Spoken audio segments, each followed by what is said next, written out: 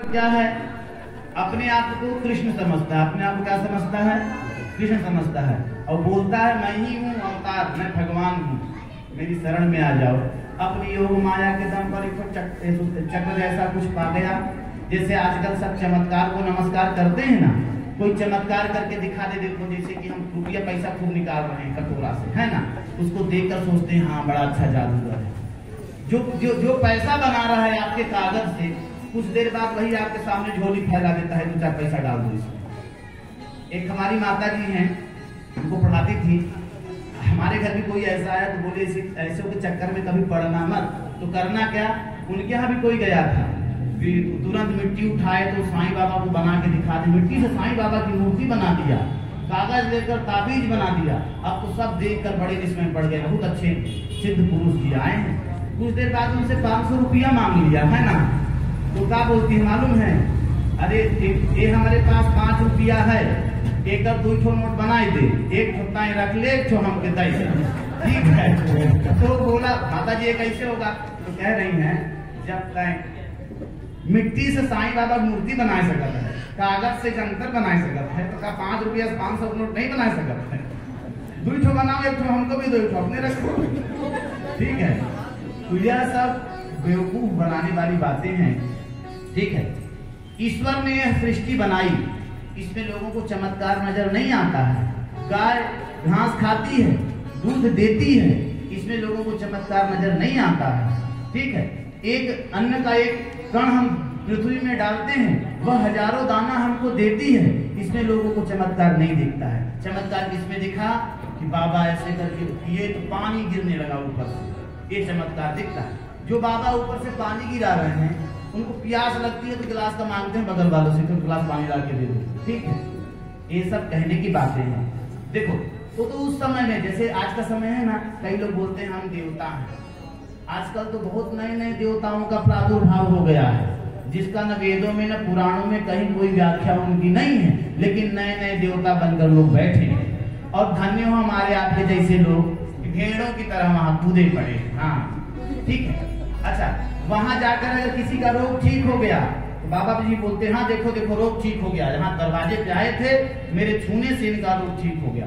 कभी कभी अपनी मोबाइल पे देखते हैं किसी के छूने से तुरंत लंगड़ा व्यक्ति खड़ा हो गया। तो जब ऐसी पद्धति भारतवर्ष में है तो क्या जरूरत है करोड़ों रुपया लगाकर हॉस्पिटल खोलने की।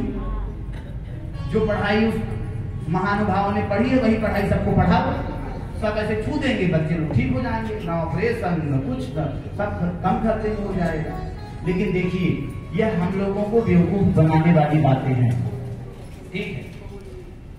इलाज करने वाला भी वही और रोगी जो गया है वो भी उसी का आदमी, ठीक है।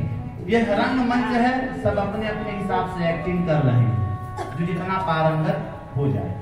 तो देखिए ऐसे चमत्कारों के पीछे भागिए मत। उस समय भी पौंड्रक था जिसको सुदर्शन चक्र दिखा देता था, सोचते थे अरे हरि कृष्ण है, इसके पास सुदर्शन चक्र है।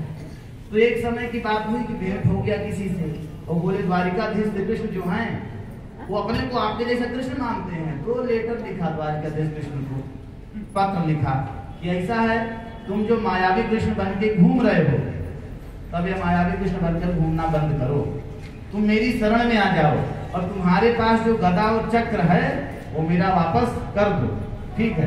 कृष्ण भगवान के पास जब बहुत उत्सुक ऐसा समाचार लेकर के आया कि पौंड्रक जी ऐसा कहते हैं कि वासुदेवो अवतीर्णो हमेका एवं चापरः भूतानां दुर्गम परधम द्वंद्वो मिथ्या विद्यांतजा। एकमात्र मैं ही वसुदेव हूँ, दूसरा कोई नहीं है। प्राणियों पर कृपा करने के लिए मैंने ही अवतार ग्रहण किया है। कर बोल कौन रहा है, पौंड्रक बोल रहा है। तो भगवान भी बोले ठीक ही तो कह रहे हैं, मैं अपना सुदर्शन चक्र गदा उनको सौंपने आ रहा हूँ, ठीक है। भगवान के सुदर्शन के तेज को कोई संभाल नहीं सकता। इस प्रकार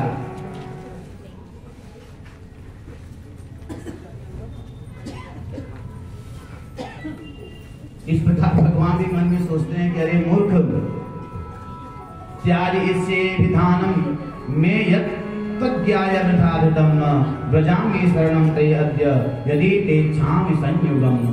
उन्हें जो इस प्रकार देवता बनकर लोगों को ठगने का काम शुरू किया है, मैं तुझे अवश्य दंड दूंगा।